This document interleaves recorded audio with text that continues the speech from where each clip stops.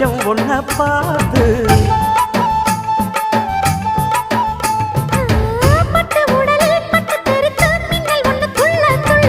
வெக்கம் துடிக்க விளக்கணைக்க ஜன்னல் கண்ணை மூடிக்கொள்ள 10 நாள் கழிச்சு தாண்டி கதவை திறக்கணும்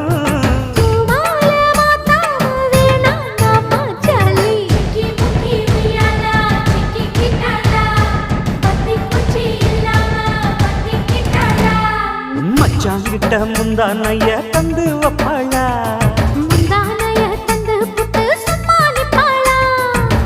பல நாள் பசி இருக்கு விருந்து வப்பாளா